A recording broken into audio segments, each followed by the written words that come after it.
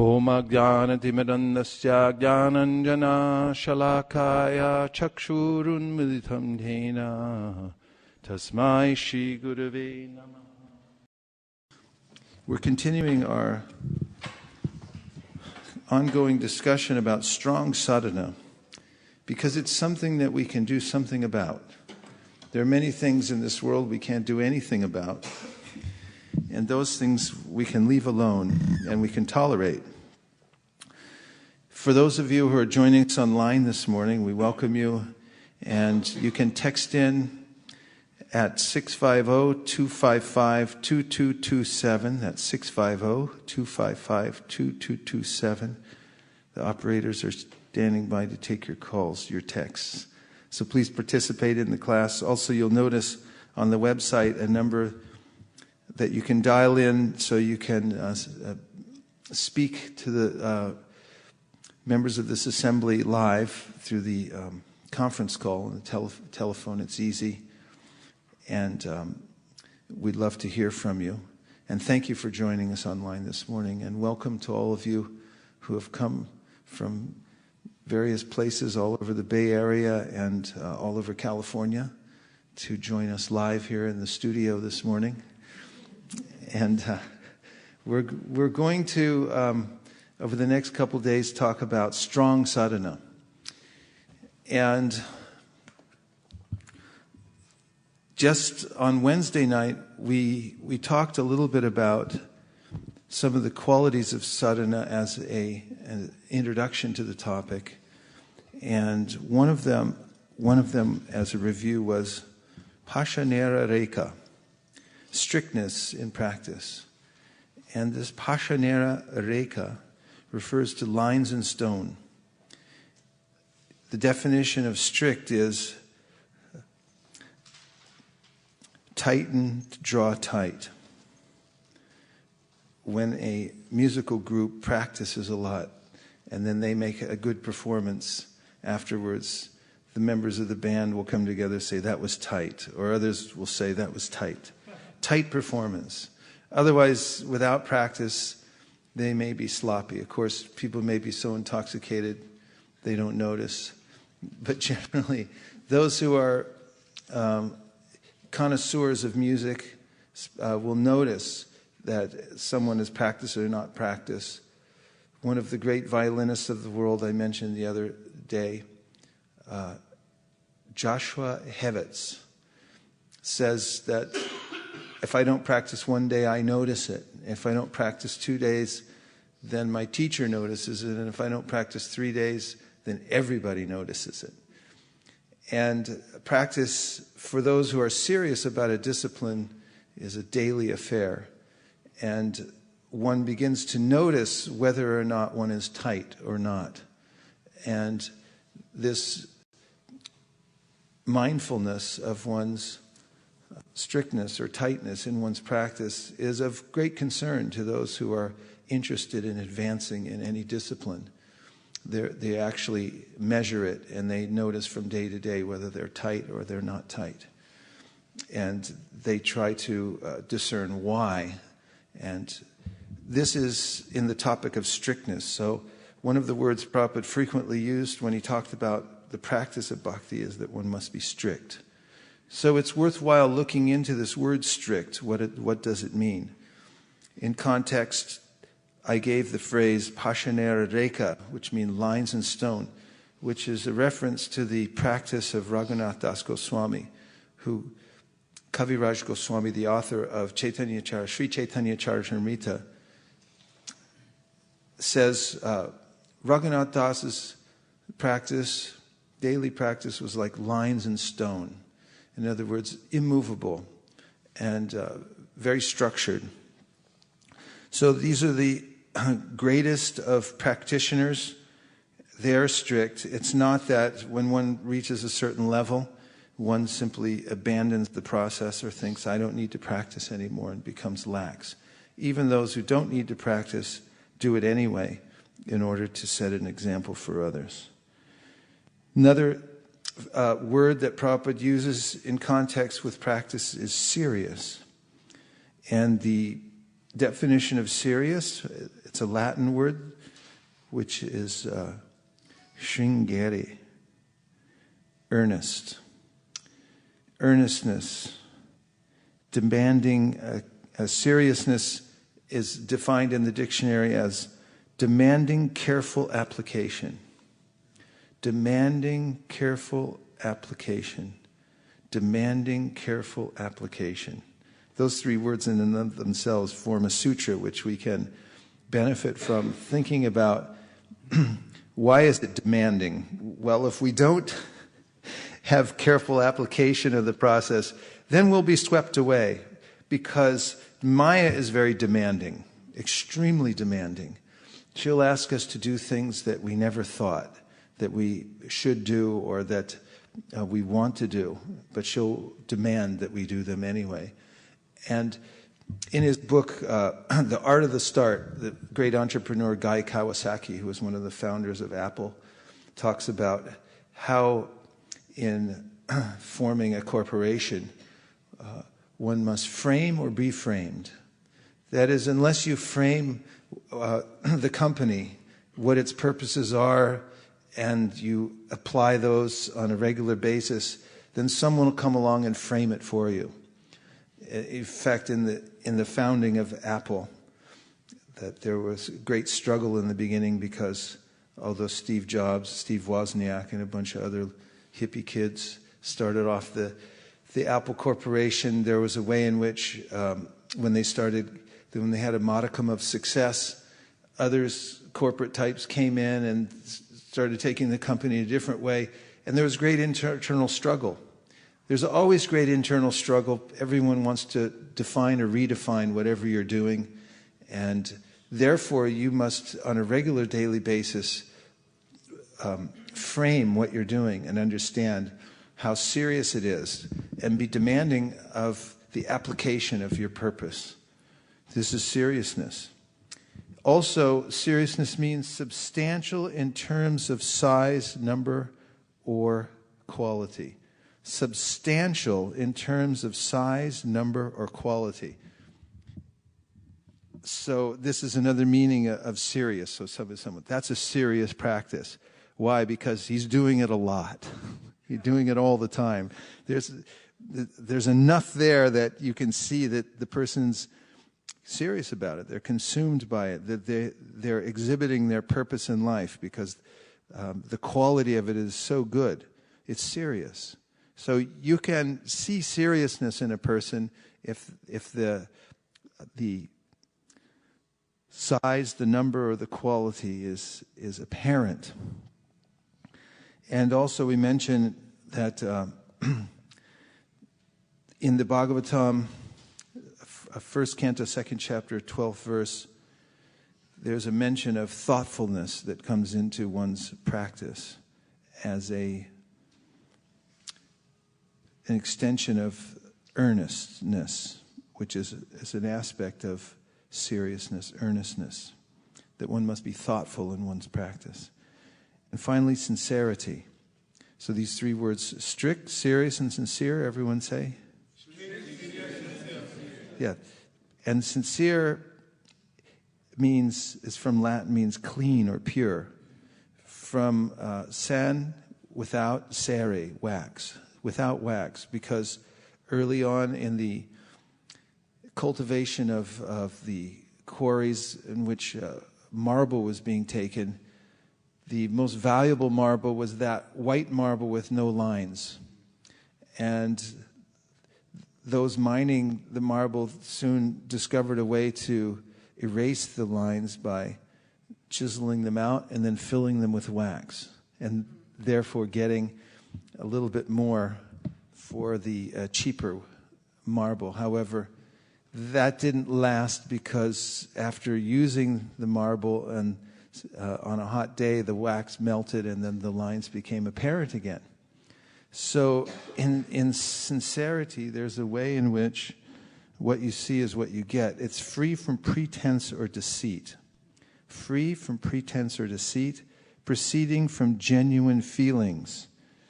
So be who you are. Don't try to do or pretend. Don't try to pretend that you're something that you're not. Be sincere. Start from the level that you're at now and apply what you can apply now. Don't cheat. Don't present yourself as more than you are. It won't help. Just be sincere. Be where you're at. And actually, there's a way in which people come to the rescue. If you simply admit the level that you're at, that you're on, and practice as diligently as possible from that level, people will appreciate and they'll come to help you. If you practice to deceive and present yourself as more than you are, then people will either they'll realize that you're cheating, or they'll think, oh, he doesn't need my help because he's already so advanced. So be sincere. And we also talked about how Krishna responds to sincerity. It's the most valuable substance in the universe. You can't buy it at Gulab Singh and Chandi Chowk, even though he sells little bottles of essential oil for as much as $20,000. If you go in and you ask for one drop of pure sincerity, he won't be able to deliver, even if you give him $1 million. That is something that is so valuable because it comes from oneself, one's own inner determination that I'm going to bare my soul to the Lord and to the devotees, to my spiritual master, and I'm going to practice at the level I'm at as diligently, as strictly, as seriously as possible. And I'll go on, even though I'm incapable at this point of doing much. I'll do what I can. There's much that can be said about sincerity, but in one sense it's intuitive and becomes self-evident when one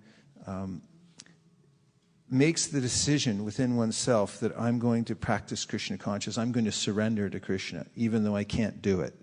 I'm going to surrender. And in that very instant, Krishna comes to the rescue because he's eternally attentive to the soul's attitude of surrender.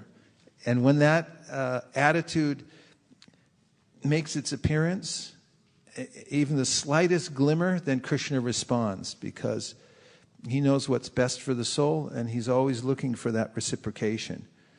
The opposite is described in the Shastra, that the living entity has turned his face away from the Lord and is in an adverse situation. Asmritihi. His intelligence is contrary to his best interest. And he looks away from the Lord. He doesn't turn with sincere feeling and say, I'm going to surrender, come hell or high water, even though at this point it's very difficult for me. So Gajendra mentions this in his prayers, that the Lord is never inattentive. This is of great consolation to the practitioner, that as soon as I decide sincerely to turn my attention towards Krishna, he's there. There's no gap. He's there eternally. He's there perfectly, always with a complete willingness to assist us. In fact, as Prabhupada mentions in the verse Shrinvatam Swakata Krishna, verse 17 in the second chapter of the first canto, Krishna wants us to come back to Godhead far more than we want to come back to Godhead.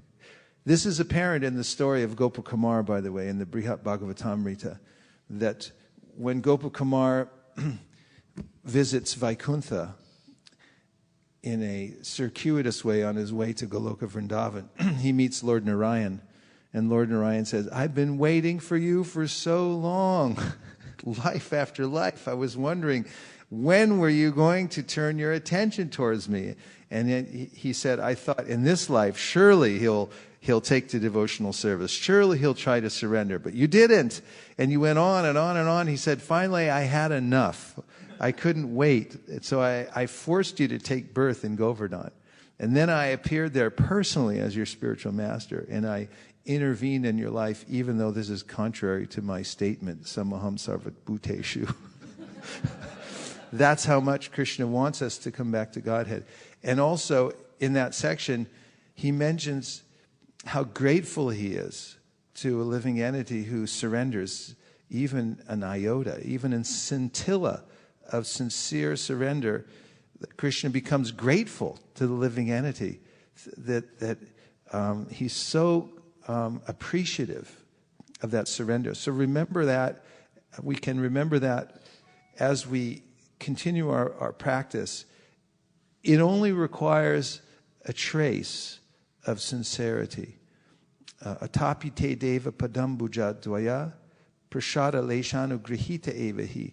A lesha means a fragment, just a molecule of mercy of the Lord can bring us to the highest position. And on the other side, just a molecule, a scintilla of sincere feeling or intention of surrender can attract that mercy to the living entity. So strict, serious, and sincere are three words that we can carry with us in our pocket and bring out regularly and introduce to the unruly wild mind that says, let's just do whatever we like. And isn't it a good idea just to stay in the material world and so forth? And no, strict, serious, and sincere practice brings the greatest profit and benefit and happiness to the soul. The opposite brings ruination. It brings the loss of freedom. There are so many downsides to following the unruly, undisciplined mind that one could write volumes about it. And volumes have been written about it by the great Vaishnavas, talking about how following the mind has caused them untold misery and how dangerous it is to simply comply with the whimsical impulses of the mind or the senses, which have their own brains, according to Bill, what is his name? Not Bill Moyer. Who's the one who does all these documentaries on PBS? Bill Moyers? Yeah, the gastric brain, the digestive system has almost as many nerve endings as your brain does. That means that your stomach, your intestines, your tongue, your esophagus have a mind of their own, so watch out. If you don't take higher dictation, they have an idea, they have a plan, which is to go on eating and go on eating whatever they like. Ramananda. What is actually the difference? It looks to me strict and serious. They both appear to be the same. Are very closely related. What's the difference? Study the subtleties. In the subtleties, just like in poetry, when you go into the subtlety of the words, every word has some weight and some value and some very subtle difference. That's why I like to look at the etymology. If you go deeply, if you drill down deeply enough, you'll find the origin and the circumstance of each word has a slightly different context. And in that, your mind can find a little bit of ananda in the variety. And then you can appreciate it, the differences. So in these cases, strictness is defined as to tighten. And even the word itself has a kind of onomatopoeic quality to it. Strict. It's like, there's a line there. Don't go over it. Come back here, mind, right now. Stay in this. We're here now. Let's stay in it. Strict. Serious is earnestness, according to the etymology and so forth. There's a little bit of difference between earnestness and the idea of tightening. Like that. And I also have one comment. The comment is that in the last class you were mentioning about types of distractions, and one of the distractions you mentioned was continuous distraction. Yes. And today when you are talking about the violent skills, I just remember that even the skills we have, the knowledge we have, is continuously being destroyed unless we practice it again. That's true. So we have to renew every day. And this is something mentioned by Uddhava, by Krishna to Uddhava in the Uddhava Gita, 11th canto of the Srimad Bhagavatam. And Krishna says that although I'm constantly giving instructions and bringing the Vedas to light in the material world, they're constantly being, the message is constantly being distorted.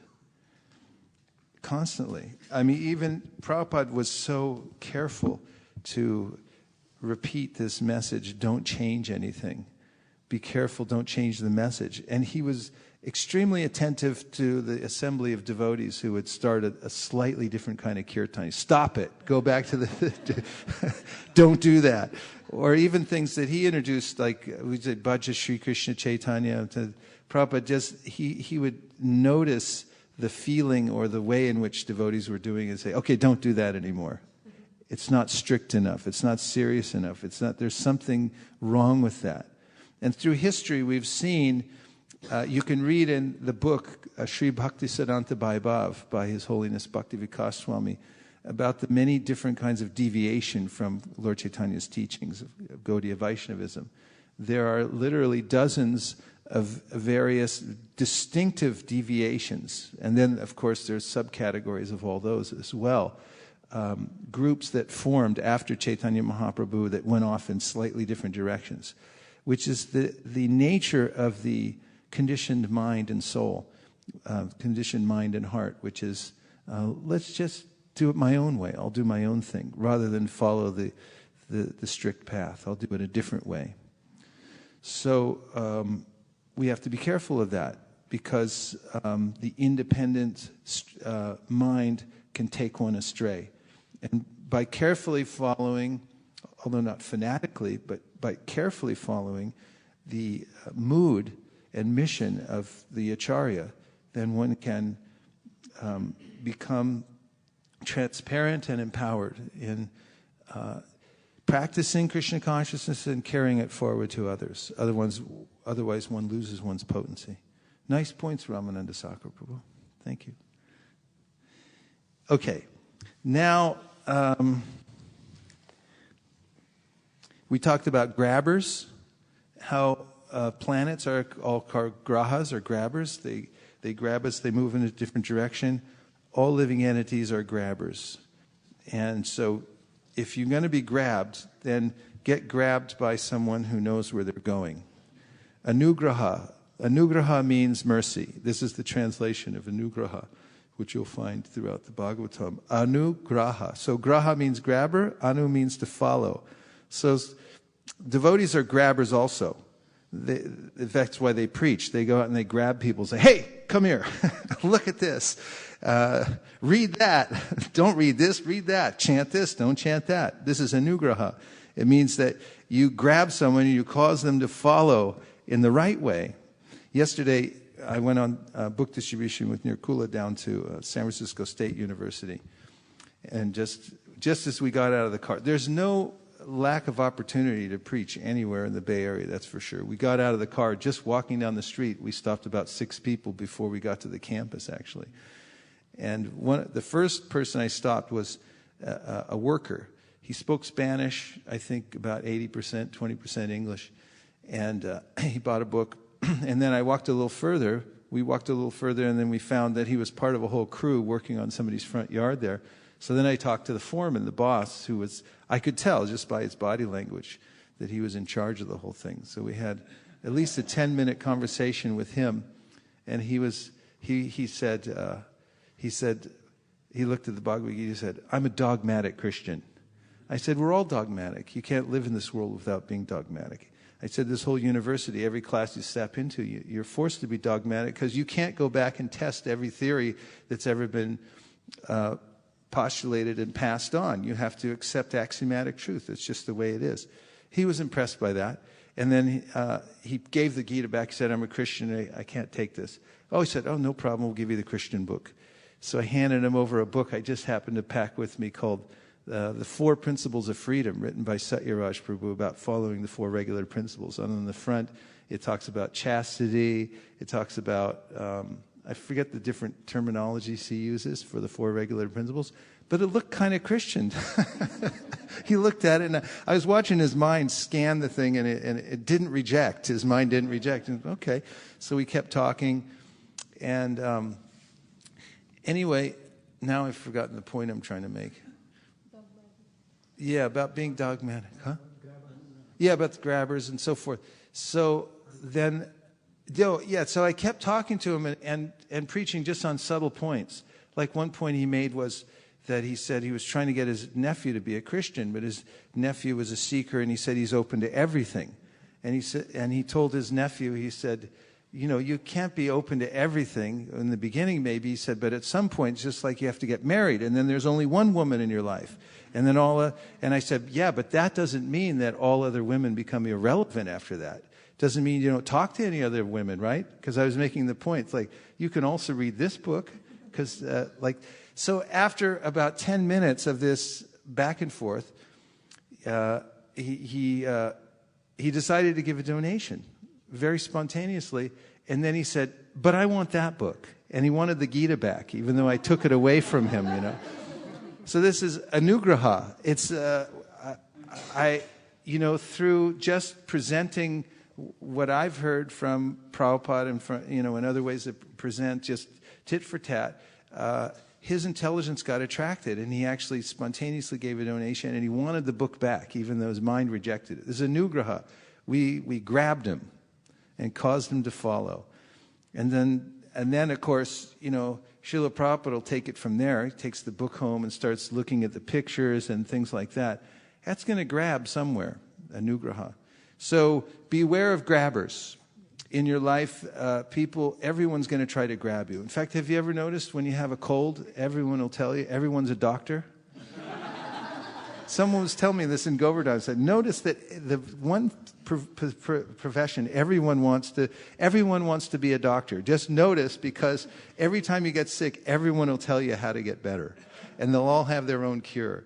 It's like everyone has this tendency. So notice it and be aware of the fact that everyone's grabbing you in a certain direction, and be selective and who the grabbers are. Kurnath Prabhu. I was just reading in the last chapter of the first canto when Maharaj Parikshit went to the bank of the river and all the sages came there. And Srila Prabhupada says in the purport that just like different doctors have different remedies, similarly all the different sages have different prescriptions for spiritual life. But then Shukadev Goswami came and everyone recognized that he was meant to recite the Bhagavatam. Perfect. Yes. We have a text that's just come in. You can text in at 650-255-2227. And this is from Shamarupa Das, Sacramento. Jai. And he asks that how to avoid being hard-hearted while trying to be strict at the same time. How to avoid being hard-hearted while being strict at the same time.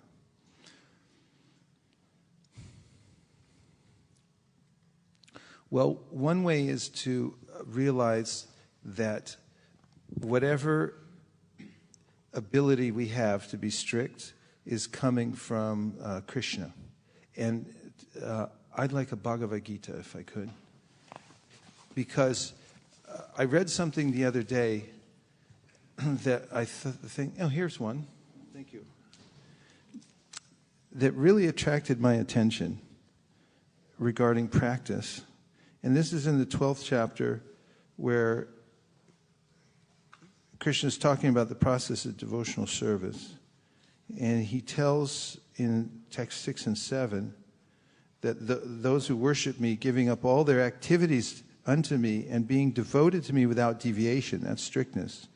Engaged in devotional service and always meditated upon me, that's strictness.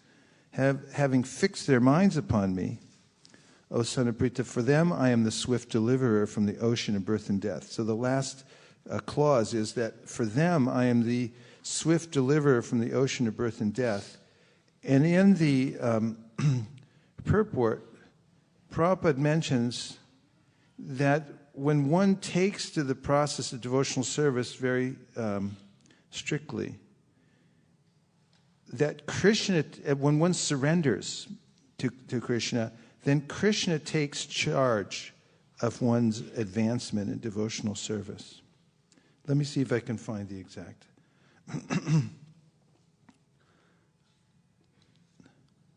The responsibility is taken by the Supreme Lord himself. He clearly states here that he himself becomes the deliverer. A child is completely cared for by his parents, and thus his position is secure. Similarly, a devotee does not need to endeavor to transfer himself by yoga practice to other planets. Rather, the Supreme Lord, by his great mercy, comes at once, riding on his bird carrier, Garuda, and at once delivers the devotee from material existence. Although a man who has fallen into the ocean may struggle very hard and may be very expert in swimming, he cannot save himself. But if someone comes and picks him up from the water, then he is easily saved. Similarly, the Lord picks up the devotee from this material existence. One simply has to practice the easy process of Krishna consciousness and fully engage himself in devotional service.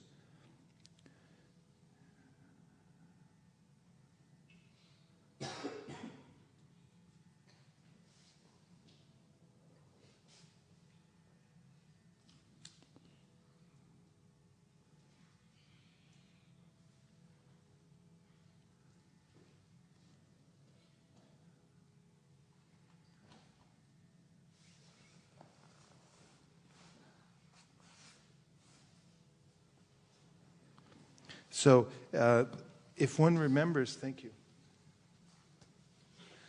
that although one's being strict, Krishna is the one who is delivering, and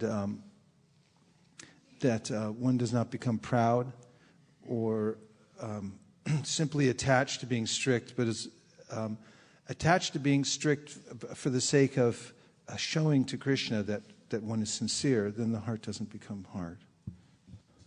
If one practices severe austerities just for the sake of the austerities and doesn't remember that Krishna is the deliverer, then the heart can become hard. Rupa Goswami mentions this in the Bhakti Rasamrita Sindhu. Akaranath Prabhu.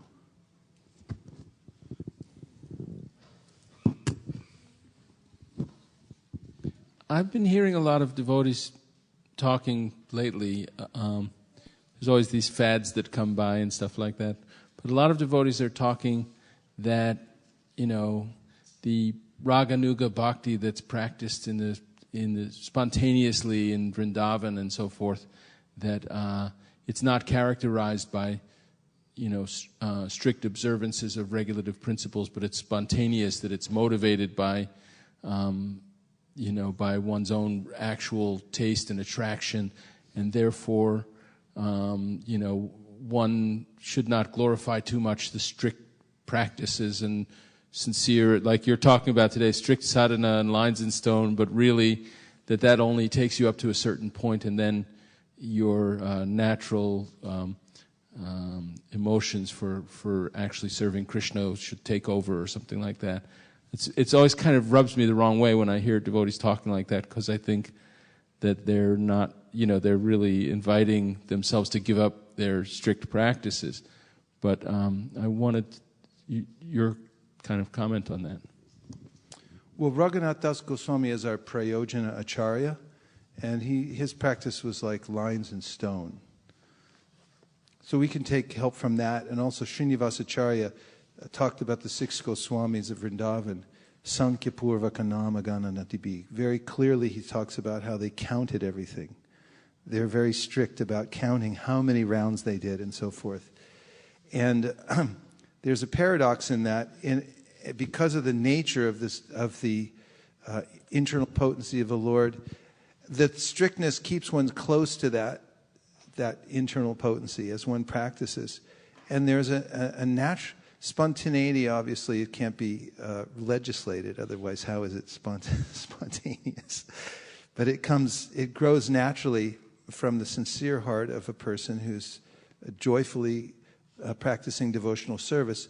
And that comes as one rises above the material modes of material nature. Mam chayo vyabhicharena bhakti yogena sevate sagunan samatitaitan brahmabhuyaya kalpate. One who engages in devotional service in all circumstances. How are you going to do that without being strict?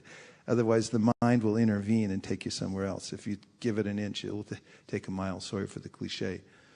But one who rises above the material nature, he's free. He's free to act spontaneously in devotional service and is no longer on the dictates of the three modes of material nature. Yeah. I just had another comment about lines in stone because I like it so much. And there's even an English expression that, something is etched in stone, like when you're trying to get a date for a meeting or something like that, and people say, well, it's, we can pencil it in, but later let's get it etched in stone or let's get it in concrete or something like that. But I was thinking that lines in stone, it has two meanings. One is that, once it's down in stone, you can't change it. Like you can't erase it and put it somewhere else. It's been etched in stone. But another meaning is that if you do something on stone over and over again, even though it's imperceptible, like if you take a piece of stone and you rub it every day just along one particular direction, that after some time there'll be an indentation and you can actually wear a groove in it. And that, by actually regular practice, one can become very, very, one can develop a very, very strong habit that way. Nice. Actually, one's sincere devotional service attracts the attention of Krishna, who extends himself to the devotee in such a way that one's devotional service becomes more spontaneous. So it's not that we can force the issue. It's we follow the process of devotional service, and Krishna extends himself as he wishes. It's up to him. Nayamatma prabhachanena labhyo na medaya na bahuna shutena yami vaisha vrinute tena labhyas tashaisha esha vrivinute tena tanum swam. Krishna shows himself to those whom he chooses. It's not a matter of some rote or formula or something like that. But at the same time, one who's sincerely practicing and following the spiritual master, there's a way in which that attracts Krishna's attention. And he helps the devotee to advance in devotional service. So we're going to move on. Yes, one last comment.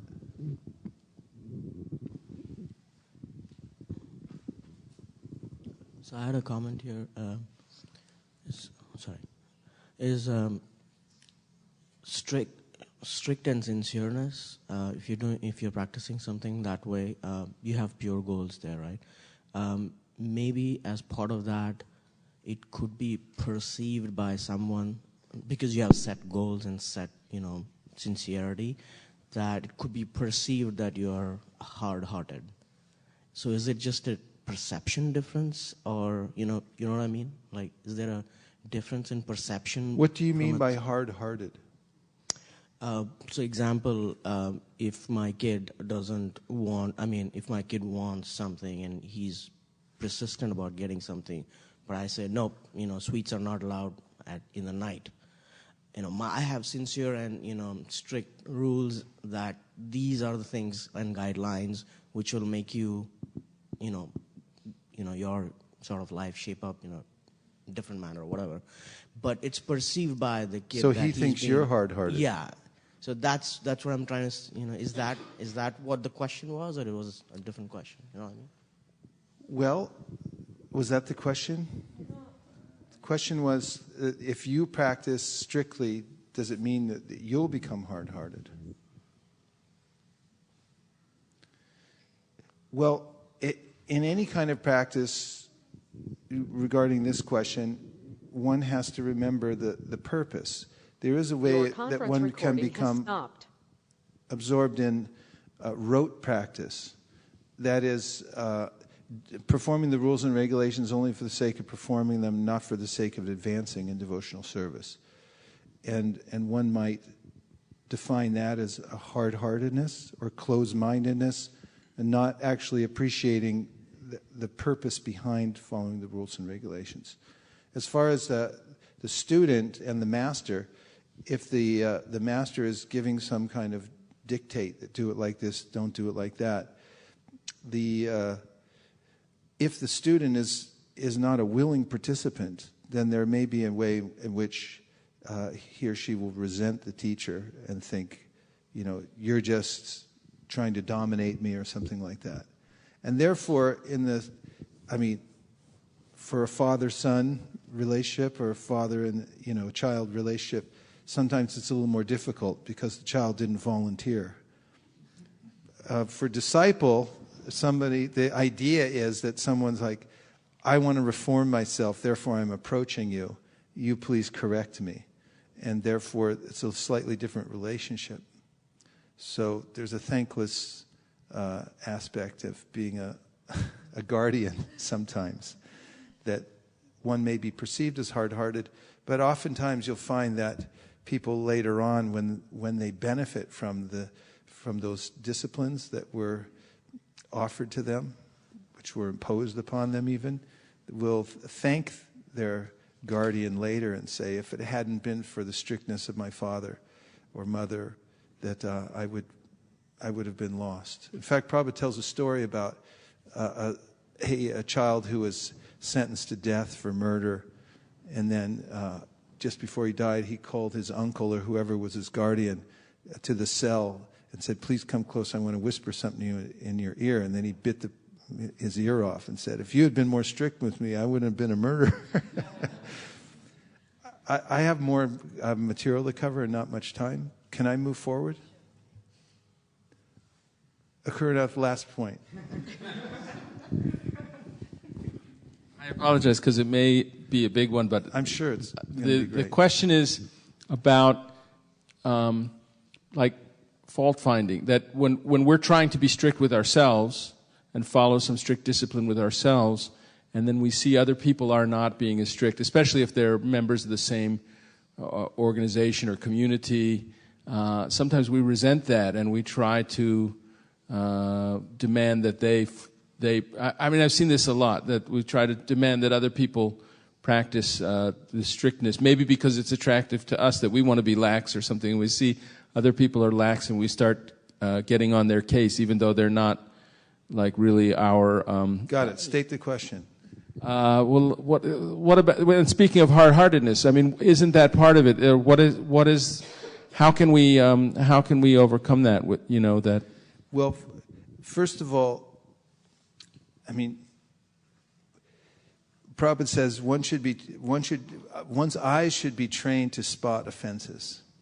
So one should train one's eyes to spot offenses in oneself and rectify them. And also one should know one's position, one's relationship with others. First of all, very rarely does one reform others simply by open letters on the internet and things like that. People aren't reformed by that.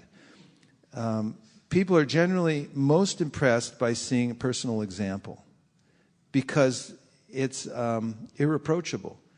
If someone has an impeccable character and shows by example, it's very hard to say anything about that person. One example comes to my mind, a way in which Jayadvaita Swami publishes his expense account on the internet regularly, down to the penny. And he's a very meticulous kind of person. I notice how he'll just account for everything. Here's how many donations I received. Here's what I spent. Here's what I had left over. This is my life. At the end, these are true statements. And then there's not much you can say. He's open, clear, and sets by example. Then the whole discussion about should a sannyasi have money, this and that, it becomes, clarified in that. So that's one point. And the other point is that we have a relationship with various kinds of people, and we should know what that relationship is. If someone hasn't come to you and said, please correct me, then you don't have to take that burden on your head to try to correct them. Just try to correct yourself and those who are interested in hearing from you. This is one of the austerities of speech Prabhupada mentions in the purport in the 17th chapter of the Gita, that unless somebody has declared themselves your student, or by proximity, coming into a certain circumstances has implied that, then it's not your duty to correct their every move. And it may not be effective in your doing so. So, the old adage, what is the old adage?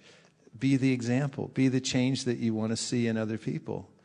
And then if you do have to say something, you can back it up. Otherwise, it's practically useless. I remember 5 or 6 years ago at the Temple President's meeting, there was someone who was a strong advocate that everyone should be giving 50% of his income. He was writing papers about it. He was talking about it in an animated way. And then someone finally asked him, do you do that? And he said, well, no, but I don't do that. But I think that, when I retire, that, I'll leave in my will. Actually, I'll leave in my will 50% of my income. And then everyone just sort of, no one said anything, but everyone kind of looked around like, well, there went the strength of his, argument. So just do it yourself. Where on the other hand, if he had published his financials and said 50% is going to the such and such temple or whatever, he wouldn't have had to say anything at all. Right? Or if he did say something, it would have been really potent. So, there's a lot. It is a big topic and it's important. I want to say a few more things about practice. So, introspection is important in practice. Otherwise, practice can become routine. And we don't want routine practice. We want introspective, vital practice. So, one thing is to remember that Krishna is watching. And that Krishna is fulfilling all our desires also. And what do you want? That's an introspective question. What do you want? And whoever stops to actually ask themselves that question and answer it clearly, well, the answer is the person who's very progressive in life does that. But if you stop anyone on the street and say, what do you really want? A myriad of images might come into their mind and impressions randomly, things that they've been thinking about. But to pinpoint their actual goal in life or things that will be really good for them, they may have not clearly thought about it. So in our practice, understanding that Krishna is a touchstone, and as we just read in the Brahma Samhita, Brahma was given a mantra. And Saraswati said, this mantra will fulfill all your desires. So how about that? How about that? This mantra will fulfill all your desires. Everyone said, oh, my desires are unfulfilled. I never get what I want. And someone finally says, okay, quiet down for a minute. I'm going to give you something that's going to fulfill all your desires. Take this. It'll fulfill all your desires. Now the problem is, what do you want? So if you sit down under the desire tree and you're not clear about what you want, you might get some unclear result. If you're clear about what you want, but it's not good for you, and you say, I would like a bag of hammers to fall on my head. And then the bag of hammers falls from the tree and it hits you on the head. And then who are you going to blame? Who are you going to blame? Not the tree. So Krishna is fulfilling everyone's desires since the time immemorial. And as we come to Krishna consciousness, we understand very specifically that these are live mantras. They're fulfilling our desires exactly as they appear. So clarify what it is you want. And even if the random desires that are coming into your mental system are not good for you, pinpoint those things that are good for you. This means spiritual intelligence, which Krishna advocates at the end of the 3rd chapter and elsewhere of the Bhagavad Gita, in which he says that you should overcome the lower self by the higher self. Use your intelligence to move ahead. Buddhi yoga, find out what's really good for you, and then cultivate that desire. So introspection means cultivation of desire, and that's exciting. You can be a gardener. You can decide what goes in your garden rather than letting just any seed blow in there and grow. Decide what you want to grow. Get rid of the things that you don't want. You can do that. That's your prerogative as a human being, given some freedom in this lifetime as a soul. That's the freedom you have to cultivate your garden the way you want it to be. So be introspective and understand that you have such power to improve yourself through selective gardening. Pull out the weeds. Only plant the seeds that you want to see grow. Even if you don't have full faith that they will grow, take the word of the great devotees in the Shastra and plant them anyway and start to water them, and then you'll be amazed. So intention must be strong, and this can be a product of this introspection, of deciding what it is you want. So when alternatives come up, you say, no, I've already decided. This is your intention is already there. So Maya will present you with myriad alternatives to this desire that you have to advance in devotional service. How about this? How about that? And she's really good at it, because she can present things that look like they have verisimilitude. They look just like what you thought you wanted, but a little bit different. And you might be tricked by that unless your intention is very strong, unless you've pinpointed what is the actual seed. You've studied the science. What does the Bhakti Lata Bij look like? And what does the Karma Bij look like? What does the Jnana Bij look like? Because if you don't study it carefully, you'll be fooled. And Maya fools those who want to be fooled. And this is where sincerity comes into play. If there's something in my heart where I actually want to be fooled, I don't want to wake up yet, Maya will be expert and say, here it is. Here's your nice little package that's custom made for you according to your material desires. And then unless you've been very specific in deciding that you're going to take Krishna's instruction rather than Maya's random presentations, or custom-made presentations, I should say, then you'll be dissuaded. You'll be deviated from the path of strict, serious, sincere practice.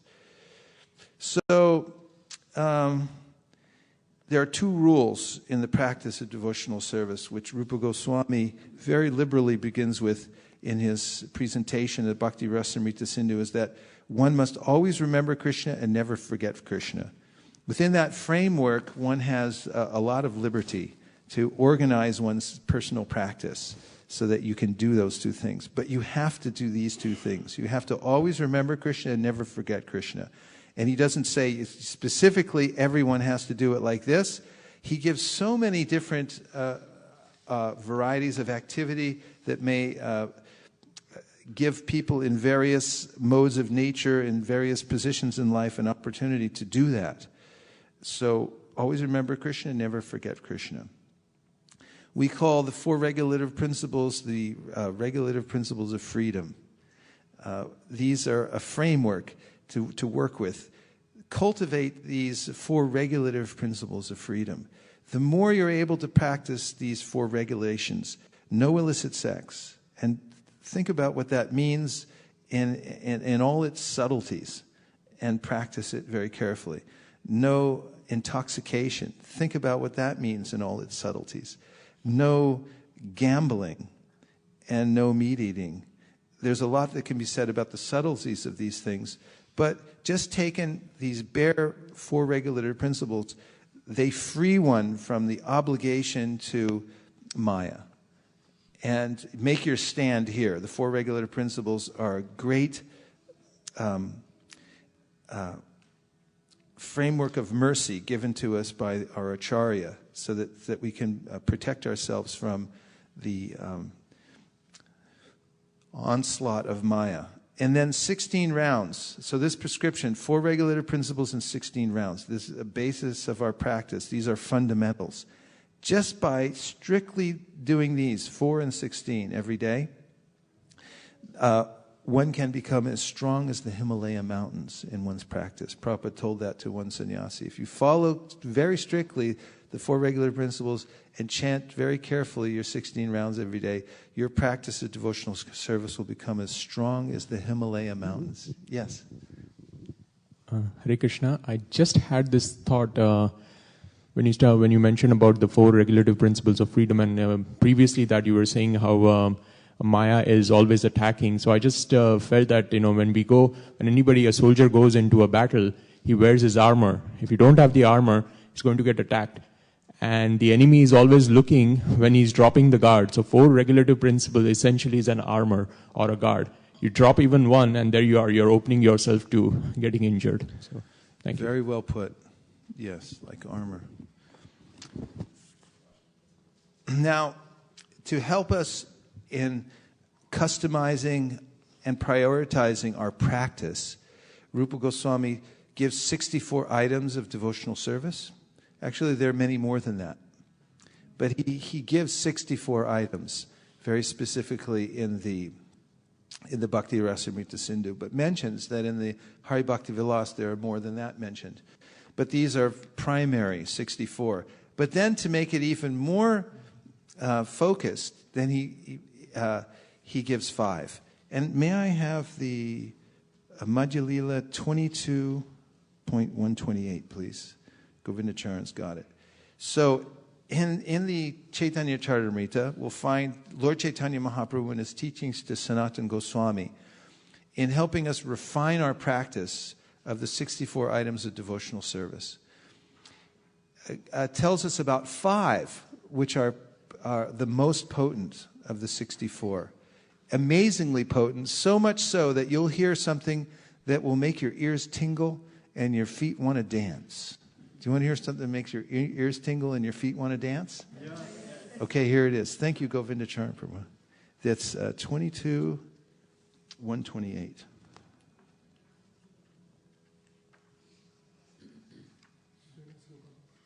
Perfect. Okay, thank you very much. So, here's a shloka, and I'll read a few, and I'll tell you when I'm going to get to the one that I felt will make your ears tingle and your feet want to dance.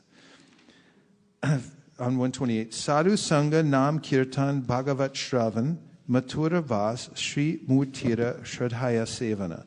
So these are 5. One should associate with devotees, chant the holy name of the Lord, hear Srimad Bhagavatam, reside at Mathura, and worship the deity with faith and veneration. These 5 limbs of devotional service are the best of all. Even a slight performance of these 5 awakens love for Krishna. With love and full faith, one should worship the lotus feet of the deity. One should taste the meaning of Srimad Bhagavatam in the association of pure devotees, and one should associate with the devotees who are more advanced than oneself and who are endowed with a similar type of affection for the Lord. One should congregationally chant the holy name of the Lord and reside in Vrindavan. Here it is. Are you ready? Yes. Brace yourselves. The power of these 5 is very wonderful and difficult to understand. Even without faith in them, a person who is offenseless can awaken his dormant love of Krishna simply by being a little connected with them.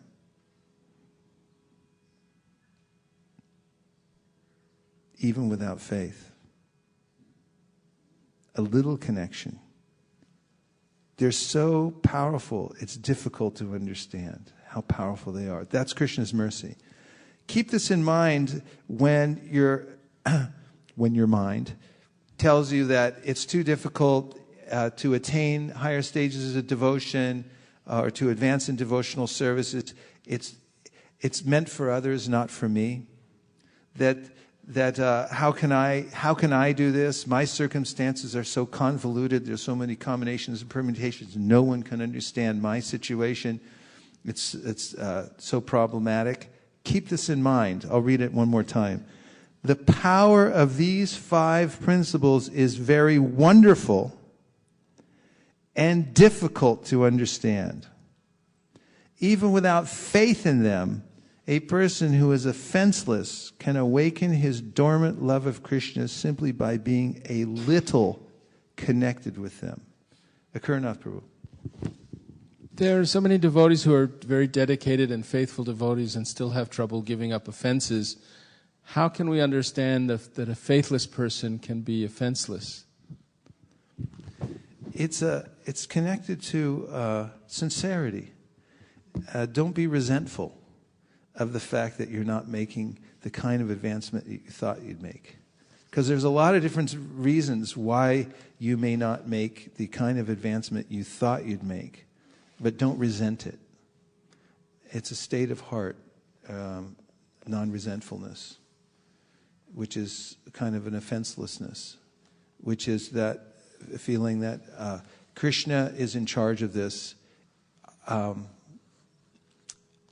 Krishna is in charge of this. It is a little paradoxical because that requires faith. You say you don't have faith.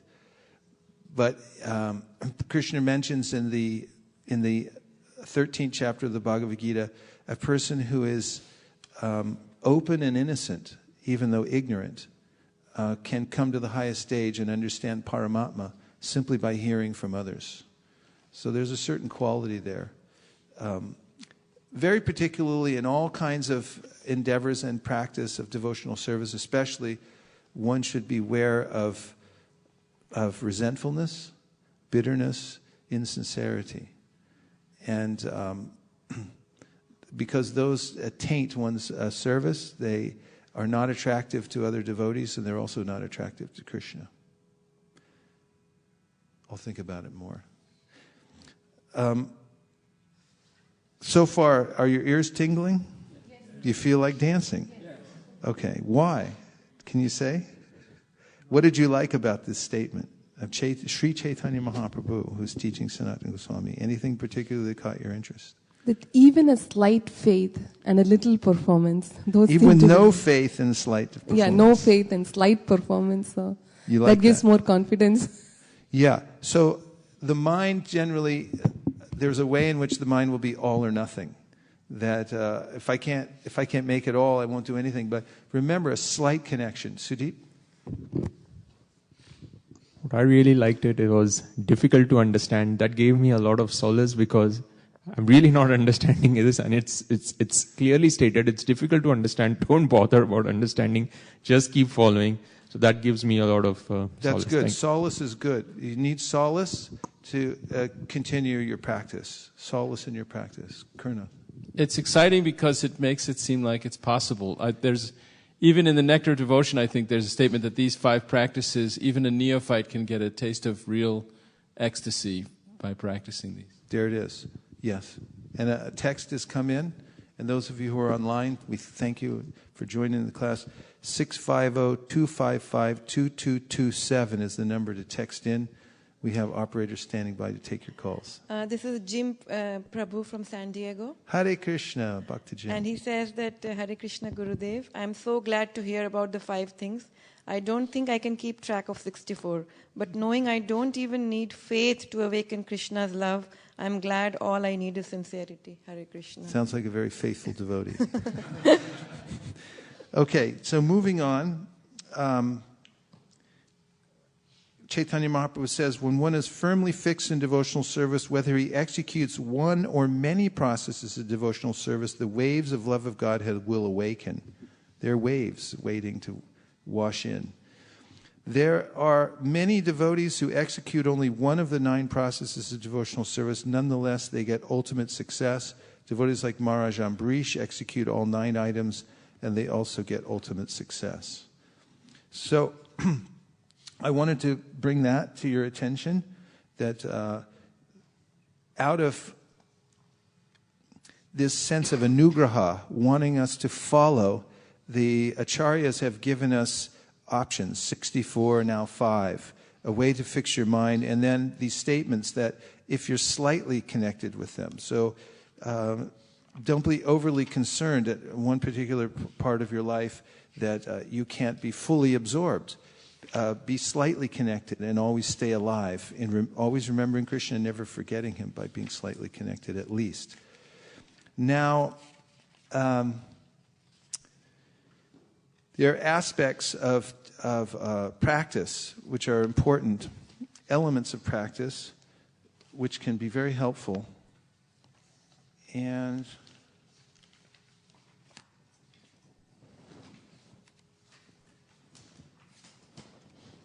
first of all, just about the theory of practice in general, I'd like to read something, enter into evidence here today, something that seems so obvious, but when you hear it, it will inspire your practice. Would you like to hear that? Yes.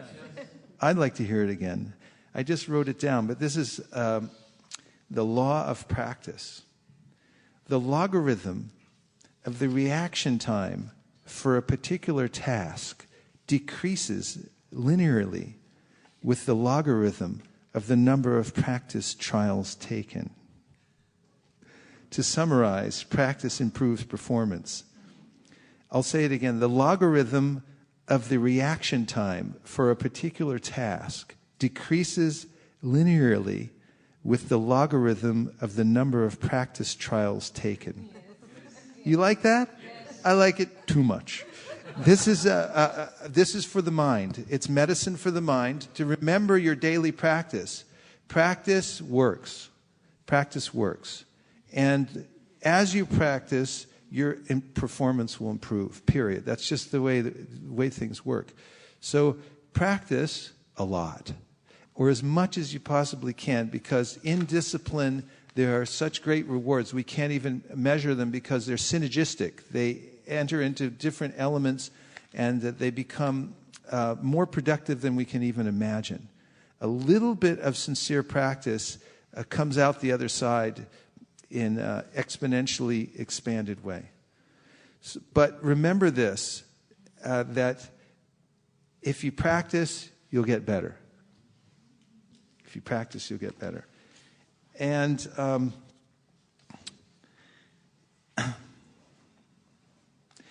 a few other elements of practice in general. It's dependent on your choice, which is a nice way to express yourself, your freedom. You get to make a choice. What is the choice? Do you want to do those things that are life-enhancing or reactive? You have a choice to do things that are life-enhancing or reactive. You can choose what you practice, and then you don't simply have to react to the things that happen to you. And whatever you focus on increases in your life. Second, principles of practice is that you should have a strong purpose. And this is very important, and you'll see throughout Prabhupada's purports, especially if you do a Veda-based search for Vishwanath Chakravarti Thakur, you'll notice that dozens of times Prabhupada quotes Vishwanath Chakravarti Thakur in relationship to his commentary on the Bhagavad Gita verse Vyavasayatmika Buddhir, Ekeha Kurunandana, which means that one should steadfastly and one-pointedly focus on serving the Lord. And Vishwanath Chakravarti Thakur, in his commentary on this verse, has talked about taking the order of the spiritual master, and a specific order of the spiritual master. Some time ago, Priya Kishori gave me a placard that she made by hand that I have up on my wall. It's from a letter Srila Prabhupada wrote to one of his disciples, telling this disciple not to deviate his mind even for an instant from the service of distributing books, to increasing the book distribution. Very specific instruction. Don't deviate your mind even for an instant from this service. If you can attach yourself to such an authorized instruction, a very specific instruction, there are many general instructions, but if you could get for yourself a very specific instruction, you may think, oh, that's very restrictive. No, it's not. It is actually, it frees you from obligations to all other kinds of things. Things meaning dictates of the mind, or even other service opportunities which may bewilder your mind as well. And you may specialize in this, and then from that, your practice will expand. So get your purpose clear, and for devotees, very important to have a very specific instruction to follow, a very specific service, because your seva will save you. Beware of interference in your practice. As you practice, as you plant a garden, the weeds will come, I guarantee you. It always happens. When you start a business and you're successful, predatory marketers will come and set up shop right next to yours. I guarantee it. It always happens. It always will. It's the way the material world works. Don't think otherwise. Be ready for interference in your practice of devotional service. Doubts will come, fears will hold you back, but here's a mantra: do what you fear and watch it disappear. Approach those things with boldness and take them on, and you'll see that they disappear by the power of practice. Everything that you're doing now leaves a footprint. There's a legacy from your methodical practice in life. Try to always leave things better than you found them. And remember the power of synergy, as I mentioned before. Every discipline affects every other discipline in your life. Don't think I only let down in this area. It doesn't count. It counts. There's synergy. And every discipline that you take up, every practice that you take up will affect the other actions and aspects of your life. The law of consistency in practice, very nice word, very specific word, consistency. Small, consistent acts build great things. Simple sutra. Small, consistent acts. You may think it's insignificant, but if it's consistent, it will amount to something really great. Presence in practice. Remember the now is the only time you have, because your mind will deviate from the practice and say, well, what about yesterday? What about tomorrow? Forget it. Practice being in the present moment. Commitment. Another specific word. Make a pact with your purpose. You've defined your purpose. Make a specific pact that I'm going to stick with my purpose no matter what. Be detached. Detachment is very powerful. It helps you to be objective. Be innocent. That is, start every day fresh with new eyes. Look at your practice as you're doing it for the first time. And be responsible means another sutra. If it's to be, it's up to me. Don't depend on somebody else. Don't blame someone else if you're unable to practice properly. Say, if it's to be, it's up to me. And then finally, be grateful. Be grateful for whatever you get, because when you're grateful, it opens possibilities for more blessings to flow into your life. So those help with one of the first aspects of practice, which is that it should be done with a proper attitude. And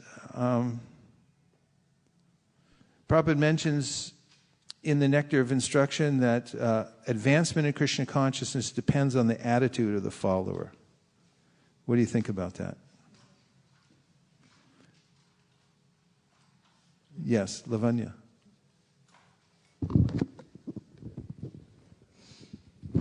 Hare Krishna Guru Maharaj.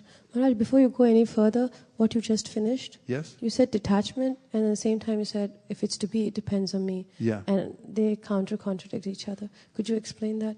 Well, it's paradoxical in a sense, but 50% comes from Krishna, 50% comes from me. As indicated in the story of the Damodar Leela, when Yashoda Mata chases after Krishna and tries to tie him up with rope, and it's 2 inches too short, 2 inches too short, 2 inches too short, 2 inches too short, and then she starts to perspire, and then Krishna sees she's trying so hard. Let her tie me up, So he agrees to be tied up.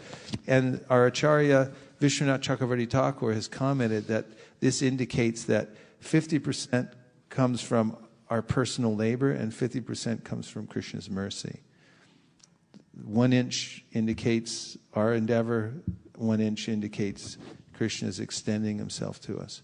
So we can think like that if it's to be, it's up to me, but at the same time, we understand that my ability to do this, my ability to be determined, everything, I'm grateful for it because it's coming from Krishna. Sometimes, like a regular day, like a day at the temple, when you want to attend a lecture, if I'm to be there, I have to work harder to get there. And then along the way, you will have 4-6 cutoffs before you get to the car. And hopefully the car gets you to the temple. So, along the way, I sometimes wonder, how far should I push myself and say these obstacles are just to train me to get to the temple? And what is the day when I say, okay, maybe it's not today. I'm going to listen online. I said it because it's a practical example of what we do every time. Well, I've noticed about cutoffs is that they can be eliminated over time. That's one thing about practice.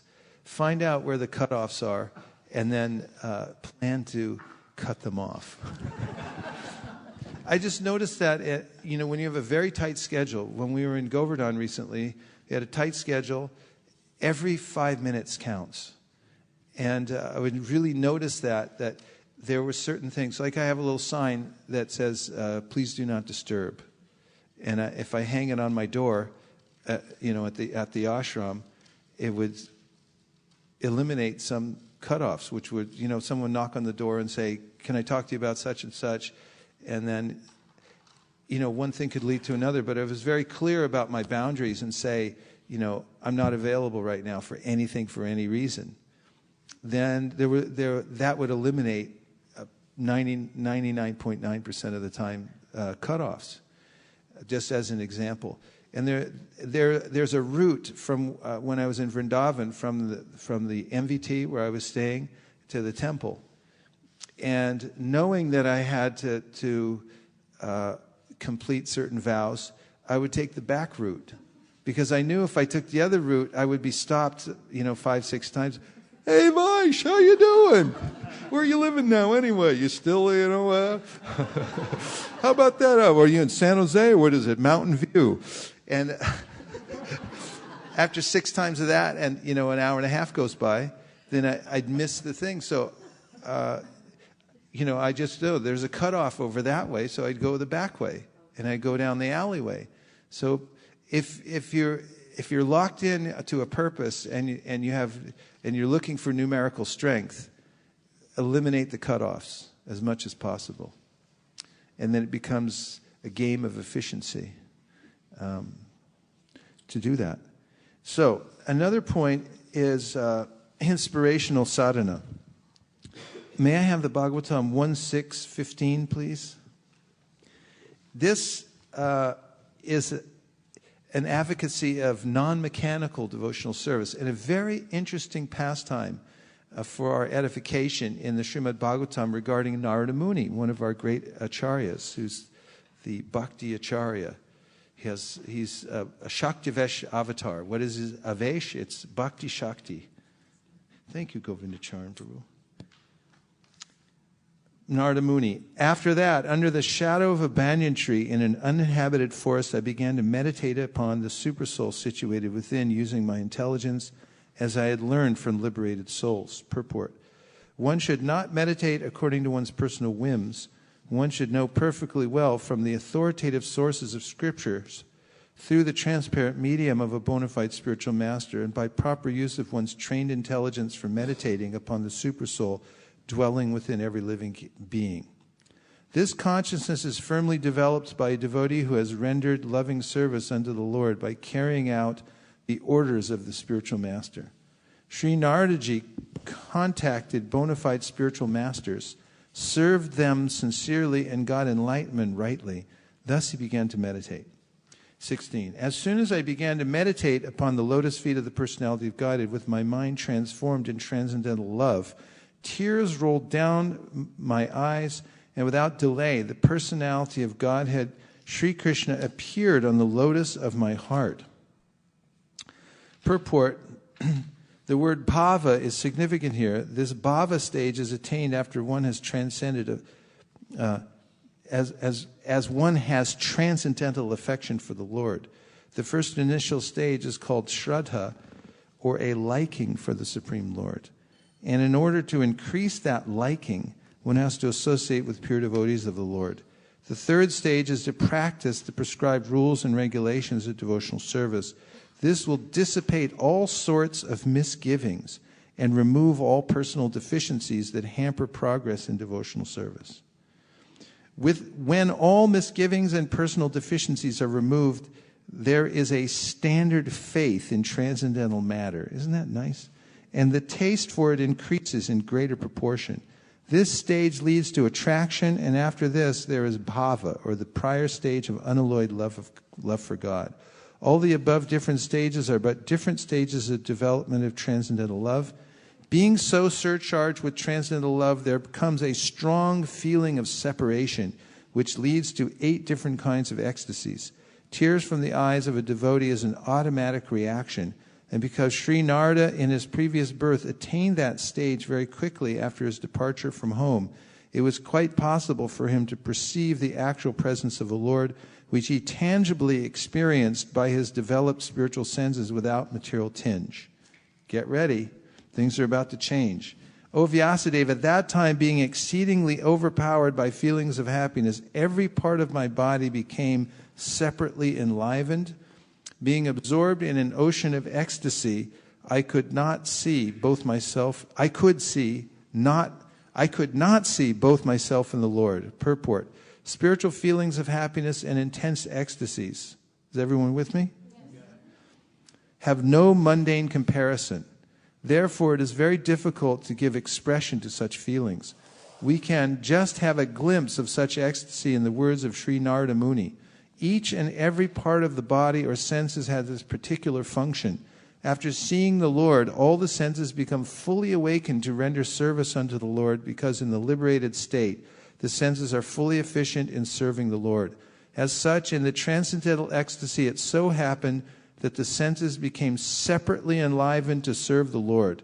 This being so, Narada Muni lost himself in seeing both himself and the Lord simultaneously. Text 18, the transcendental form of the Lord as it is satisfies the mind's desires at once, and at once erases all mental incongruities. Upon losing that form, I suddenly got up, being perturbed, as is usual when one loses that which is desirable. 19, I desired to see again that transcendental form of the Lord. But despite my attempts to concentrate upon the heart with eagerness to view the form again, I could not see him anymore, and thus dissatisfied, I was very much aggrieved. Purport: there is no mechanical process to see the form of the Lord.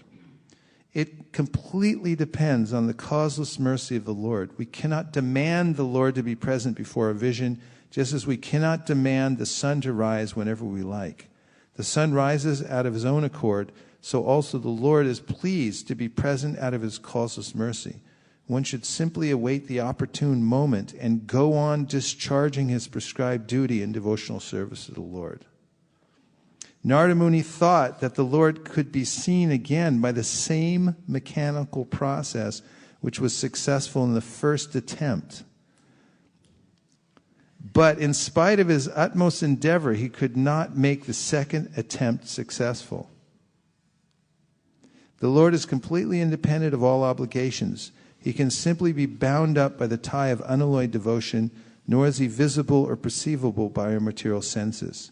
When he pleases, being satisfied with the sincere attempt of devotional service, depending completely on the mercy of the Lord, then he may be seen out of his own sweet accord.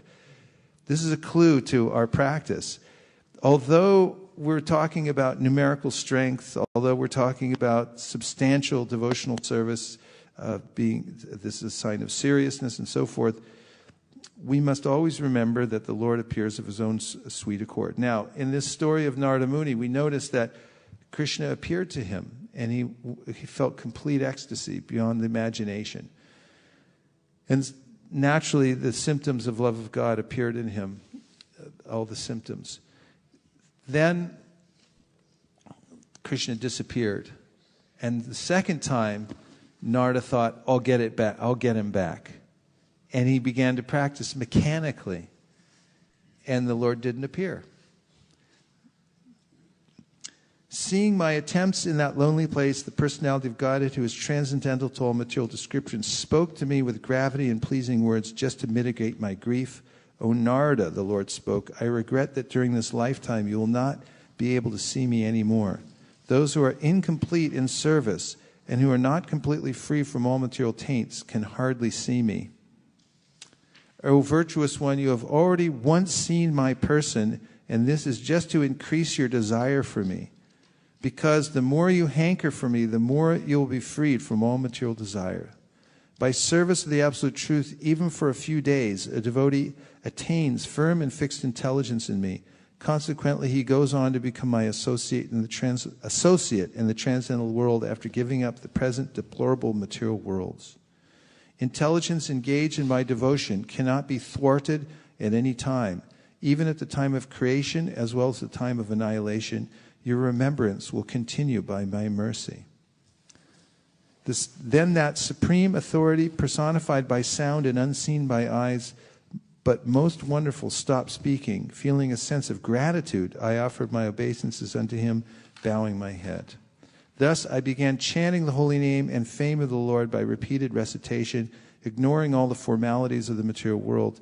Such chanting and remembering of the transcendental pastimes of the Lord are benedictory. So doing, I traveled all over the earth, fully satisfied, humble, and unenvious. This is a very instructive story because in one's case, he sat down and meditated. He wasn't expecting anything, especially. And it was non-mechanical. And the Lord appeared to him. And then he disappeared. For the benefit of Narada, to increase his desire, he disappeared. And then Narada tried again he tried mechanically and thought, oh, I can bring the Lord back by this mechanical process. And Krishna didn't appear. This is the great mystery of practice. Although in one sense we're practicing because we know we need to be strict, serious, and sincere in order to advance in devotional service. At the same time, the attitude must be, whatever comes is the mercy of the Lord. Anashlishava padaratam pinashnumam. Adarshanam marma hatam karotuva. You may appear to me or not appear to me. I'm still going to go on with my practice. And there is solace and even ecstasy in that feeling. That although the Lord is not appearing before me, although I'm not getting a taste, that is overwhelming, still I'll go on with my service. And in the instant one feels like this and has that determination that even if the Lord doesn't appear to me, even if he doesn't give me any taste, I'm continuing anyway. There's taste in that. That's something very tasty, actually. That I don't care if he doesn't give me anything, I'm still going to practice. That's the essence. Ashlishiva padaratam pinashnam adarshanam. He doesn't give me darshan. I'm still going to go on worshiping him unconditionally. So, yes. Guru Maharaj, doesn't the vision of the Lord purify you, as in Nalakuvera's case? The moment they saw the Lord, they were purified, and they chose to become pure devotees because the very fact. Yeah, well, you'll notice that Narada is purified also. He now, although the Lord doesn't reveal himself, he said, you won't be able to see me again in this life. What does he do now? He's grateful. He mentions he's very grateful. He's had, this contact with the Lord, and he also feels contact and separation. That's why he goes on traveling and chanting without, as he says, considering the formalities of the material world. So seeing the Lord is not an end in itself? Well, I don't understand why Narada had to go on. Why he had what? Narada had to go on after seeing the Lord. And I thought that when you see the Lord, you become a pure because devotee. he wasn't completely perfect. There are different stages of perfection. And there's a way in which one makes progress even after having such an encounter. And, Ajamil, although he had darshan of the Vishnudutas, and he heard everything they said, after they disappeared, and he tried to approach them, then they disappeared, he understood that now he needed more practice. He went to Prayag and he continued his devotional service until he was 100% perfect. I was reading about Mother Earth when Parikshit Maharaj had punishment and reward of Kali when he found the personality of Kali torturing the bull and the cow. She said that, I became proud because you were always walking on my surface and the hairs of my body, the grass was standing up like the hairs of my body. But then the Lord left me and made me feel bereft. And I thought that this is a recurring theme. The Lord left the rasa dance. And but my question is this, that usually when we hear this verse in the second chapter of Bhagavad Gita, 47, Mapaleshu Kadacha, you have a right to perform your duty, but you don't have a right to the fruits. And usually we're thinking in terms of, because it's getting rid of fruitive activity, because you want material fruits, I want riches, I want this and that, but you just have to do your duty. And but does it have an application as well to, the fruit being making advancement or getting Krishna's darshan? And well, the fact is, just in general, that the devotee is never separated from Krishna. Although it may say the devotee is separated from Krishna, there's more connection in separation than there is in meeting Krishna, paradoxically. And there's a way in which, for instance, the residents of Vrindavan who are separated from Krishna, as he left them, apparently. He gets on the chariot with Akrura and he goes away to Vrindavan and so forth. In fact, described in the Shastra that in Goloka that pastime occurs over and over and over and over and over again. That it's new every time. It's not that every time Akrura comes, every time they try to stop his chariot, and every time they feel the intense burning of separation, which is described by the acharyas as the fire of pralaya, or destruction at the end of the universe, is the hottest fire there is. If you multiply that billions of times, that's the fire of separation that is felt by the devotees when they're separated from Krishna. And it's not advertised that much in the Srimad Bhagavatam or other devotional literatures because, according to our acharyas, it will scare away the general public from taking to devotional service. Because they don't understand that within that separation is the highest form of ecstasy. And this was introduced by Madhavendra Puri and Chaitanya Mahaprabhu. Chaitanya Mahaprabhu taught it and his disciples codified it, brought it into, our sampradaya is based on this principle of union through separation, which is inconceivable. But the devotees never separated from Krishna. And yes, there's a way in which this form of gratitude the devotees feel, that if Krishna gives them some connection, some feeling of ecstasy in their practice, they take it as Krishna's special mercy, but they don't demand or expect it. Well, they can expect it. The devotee tate anukampam susamikshimano is always expecting the mercy of the Lord because, after all, the Lord is the Bhaktavatsal. And that's his preoccupation, is rewarding the devotees. So they're always expecting that mercy, but they don't demand it. They take any glimmer of attention that they apparently get from the Lord as being his causeless mercy. And in that, even an iota of connection with the Lord, it becomes expanded. Pratibha. On this, one verse was coming to my mind, even when I took the kids there, is that a devotee who is, a devotee who bears the burnt or burden of his karmas and still continues his faith becomes a rightful candidate to the entry into the kingdom of God. I don't know exact words, but this is the gist. So this was coming to my mind when I was listening to this. Oh, you just said that? Well, I said the first part of it, and then you said the second part, which is that this is very important in understanding the attitude of a devotee in his practice. This verse comes from Lord Brahma, who spoke it to Krishna after the Brahma Vimohana Lila, and he said that the devotee is always expecting the causeless mercy of the Lord, and he goes on suffering the results of his past misdeeds, considering that it's his own fault. He's created the reaction himself. And in that tolerance of everything that's going on to whatever reactions are coming to him is the inherent right of going back to Godhead. Sadaya Bhak means an inheritor, so he inherits the kingdom of God. I find this very, very comforting. Like whenever hard times come, I always tell myself that I remind myself of this verse, so that's very comforting. It is, because devotees see whatever kinds of karma are coming to them, apparent karma. Actually, in the purport, there's an explanation by Sridhar Swami, the great Bhagavatam Acharya, great Vaishnava Acharya who commented on the Bhagavatam extensively, that actually devotees don't have karma, but they have specific reciprocation from Krishna, that he gives them miseries which are custom made so that they'll give up the last vestiges of attachment. And Krishna knows very well what those are.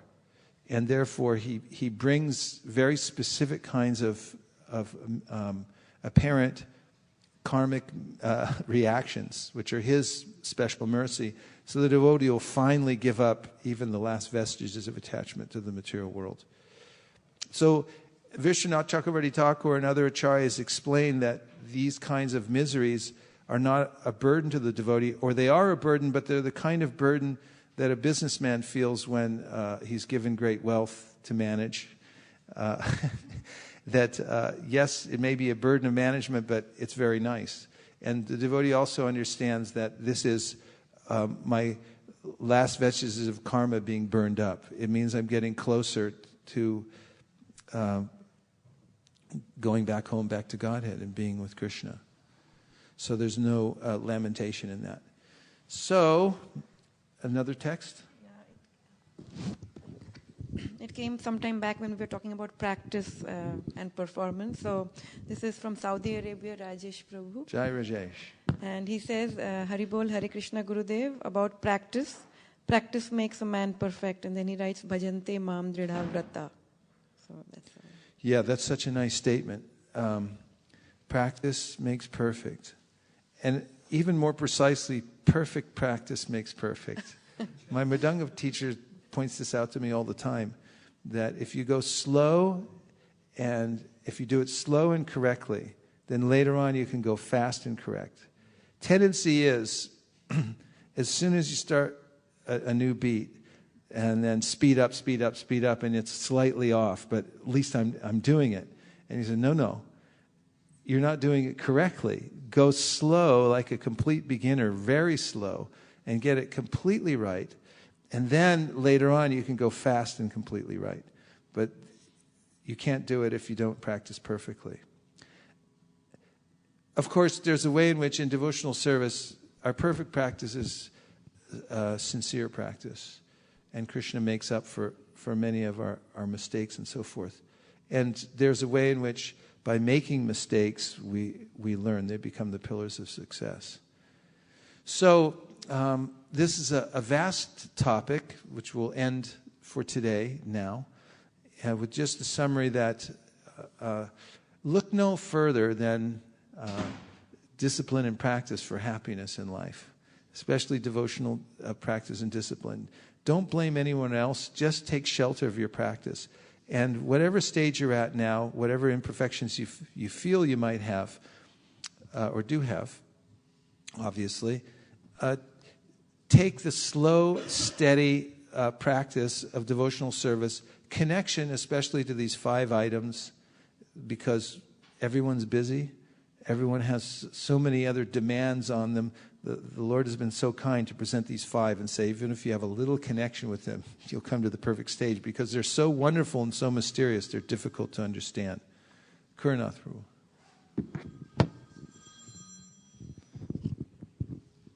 How do we live in Mathura? I mean, if we have these 5 items, right? I can understand, read Srimad Bhagavatam, associate with devotees, chant Hare Krishna, worship the deities. But living in Mathura seems like it's difficult for us here because we have duties here. Yeah, living in Mathura. That's a real trick, isn't it? Well, you have to live somewhere. So you should live in Mathura. And Mathura is just outside Vrindavan. Vaikuntaj Janito Vara Marupuri Tatrapi Rasotsava. There's different places you can, there's different realms you can live in. And they all have relative importance and potency. Rupa Goswami, Vaikuntaj janito vara, marupuri tatrapi rasosava, vrindaranyam udara paniramana tatrapi govardhanaha. Radha kunda mihapi gokulapate primamrita plavanat kurayadasya virajito kiritite sevam vivekinakaha. So he gives a progression of places. Vaikunta, the Lord's personal abode, the official kingdom of God. That's what Vaikuntha is. That's according to Sanatana Goswami in the Brihad Bhagavad. Vaikuntha is the official kingdom of God. But there's something more than that. Vaikuntaj janito vara. Better than that, janito vara, Marupuri. There's Marupuri, there's Mathura. And above Mathura, did I skip one? Janito, yeah, it means the birthplace of Krishna. And then above that, Janito vara Marupuri tatrapi rotsotsava. Then he mentions the Mathura, then the forests of Vrindavan, because Krishna performed his pastimes in those various forests. And then he mentions the Govardhan Hill, because Krishna lifted Govardhan Hill. There's a lot to be said about all of these, of course. And then there's Radhakund. So there's a gradation of places one can live. And one should endeavor to live in Mathura. How can one do that? That's the question, right? Should we just sell our houses and buy plane tickets and make some, get a condo there or something? Not necessarily, because we may be ill-equipped to actually experience Mathura or to live there in such a way that we can benefit from the holy Dham. It requires quite a bit of preparation. One of the best preparations for living in Mathura is to preach, to do Sankirtan, to go out and benefit others by broadcasting the holy name, to organize festivals so that people can come together and actually do Sankirtan, do congregational chanting, distribute books, and these kinds of things. This kind of austerity, according to Srila Bhaktisiddhanta Saraswati Thakur and according to His Divine Grace A.C. Bhaktivedanta Swami Prabhupada, prepare the heart for actually living in Mathura. And Prabhupada mentioned many times in a practical way that these temples that are centered around all these activities of hearing and chanting, in which the deities are being worshipped, Radha and Krishna are here, they're embassies of Mathura. Once, I probably mentioned this, but I went to the embassy in Calcutta for some passport issue or something like that. I had been in Calcutta for a couple of months, and I was totally in the Calcutta mode. I was even drinking Calcutta tap water at the time. I just thought, I'm going to be in Calcutta. I'm part of Calcutta. I could drink this water. And I did successfully. I had something to do with my passport. I walked in that embassy, and there were U.S. Marines inside. And I looked in, and I saw there was Arrowhead Springs bottled water. They were flying bottled water from America. Everything in there was American. It was some American product. And I thought, that's America. That's amazing, because 2 inches, past the door on the other side was Calcutta and Calcutta tap water, and on the other side was Arrowhead spring water. And I kept looking back and forth through the door, thinking, America, Calcutta, Calcutta, America. And so, in a similar way, these temples are in the mood of Mathura, especially when the hearing and chanting is going on and the Sankirtan movement is being spread. So one last point regarding the gateway to Mathura. We can't barge in to Mathura. We can't just barge in anywhere. We're dependent. In fact, you can't go anywhere. I've been hearing from devotees recently about trying to get visas to go to India. And it's very difficult, especially through the BLS. They're just horrible. It's the worst service in the world. But that's for a reason. Because the material world is called Durga, difficult to go, and she's trying to keep up her reputation. It's very difficult to move around, get a visa, go anywhere. And so it's very difficult to move in this world. But if you go through the right channels, you can get your visa. For instance, if you happen to know somebody, and you just say, look, I got visa problems. Say, no problem, just give it to me, I'll take care of it, and they bring it back, right? So in the same way, in Kali Yuga, to approach Vrindavan and Mathura, you have to be in with Lord Chaitanya. There's no other way. Try to move here or there, try to go to Mathura, not possible. But if you attract the attention of Lord Chaitanya Mahaprabhu, then Aise Brindaban Radhesham Pabe Darsham Gora Kripa Holehe. If you get the mercy of Lord Gaur. So you do that by performing Sankirtan.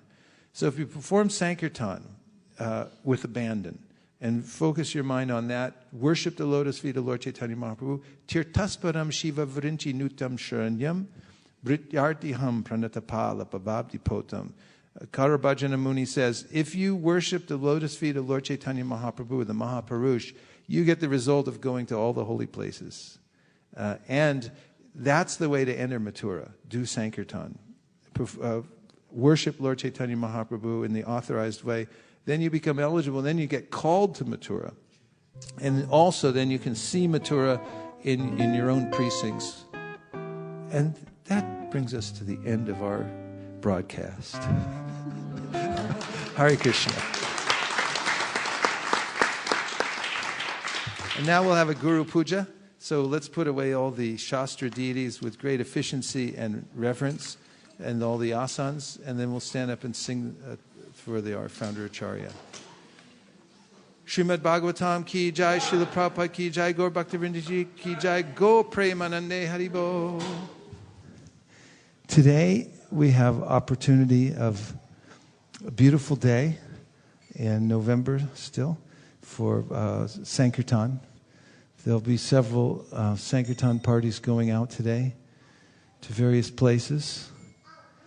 And people, I think, are just waiting for us to show up. It's not that you have to know exactly what to do or say, because this is a form of yoga, going out to present transcendental literature. And Krishna gives instruction from the heart.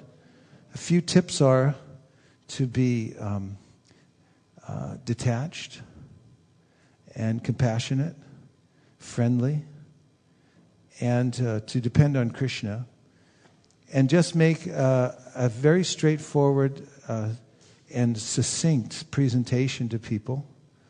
Also, using humor is a very good idea, because people aren't that philosophically inclined, but if you're friendly and use a little bit of humor when you talk to people. One of the presentations, Brigupati Prabhu, who's a prolific book distributor, was showing me that he uses, for instance, on campus, when he meets a student, he says, "Are you a student? Do you go here?" And they say, "Yes." And he says, "Are you a good student?" And they say, "I think so." And then he says, "Great, we were asked to show these to all the deep thinkers." And then he hands them the book. He said, "What's your major?" And they'll say, "Name a major, someone." Economics. And you say, "Okay, I'll show you the economics picture." And then he'll open up to the changing bodies and he'll say, "See, here's the economics picture." And then they laugh a little bit. You say, "Actually, this picture shows how the essence of life remains even after we leave the body, and it's there before we enter the body," and so forth. And you've heard of karma before. What goes around comes around. And then very quickly just tells them that we just take a donation for the book, so give what you can. Like that.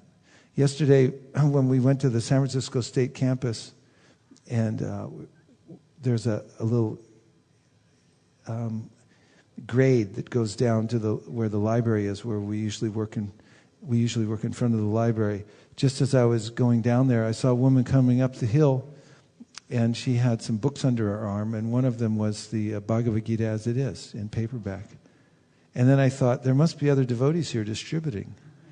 So I said, I was about to hand her a Bhagavad Gita. I said, "Wait a minute, where'd you get that book?" And she said, "I got it at the store." And I said, "What store?" And she said, the bookstore at the library. I just bought it. And I said, "Really?" And she said, "Yeah, you should check it out. There's good books like this in the store." I said, "Well, I have the hardback right here, but I'll go take a look." And then I realized how living entities everywhere are actually searching for transcendental knowledge. She was, on her own volition, went in the store and bought it, and was going home with it to read that book. And in one way, people are entranced by the material nature, so we're going to break that trance and give them the formula that's clearly written to go back home, back to Godhead, and not linger here in the material world. So that's an opportunity today. Also, we have another huge opportunity, which is we get to take prasadam, I think. Is there prasadam today? I'm very grateful for that. And who were the cooks today? Kamala Mataji and team? Kamna. Oh, so they all cooked today? And do you know who was on the team? Huh? Pravesh? Pravesh also cooked? Anyone else? One-man team? Two-man team. Okay, so there'll be prasadam today. And then that will be served just outside. And any other announcements? Thanks to all of you who have traveled from various locations. Yes. The question is, where are all the different locations for book distribution today? Malini, if you're online listening, please call in. Sri Krishna Purushottam sent an email. Foster City, of all places. Okay, so one place is in Foster City. Another is going to San Francisco, to Haight Street, Haight and Ashbury. Okay. Tomorrow morning. Not today. Okay. So today, Foster City? 766 Edgewater. Okay. Will that be written somewhere so devotees can pick it up? 766 Edgewater. Okay. And roadside parking. How nice. Okay. So Foster City is a really good spot, actually. We went there a couple of years ago when we were doing Chaitanya Charitamritas, and we did quite a few. People are very friendly. Shraddha lives there. Her place is there. And it's an island. It's a little island. It's kind of like Navadvip. We can turn it into Navadvip by distributing books there. Everyone will be hearing and chanting. So that's available today also. Any other announcement or questions? Everyone's happy? Okay, good. Nachari Armarman, Nachari Armarman, Nachari Armarman, Nachari Armarman, hey, Nachari Armarman, Nachari Armarman, Nachari Armarman, Nachari Armarman.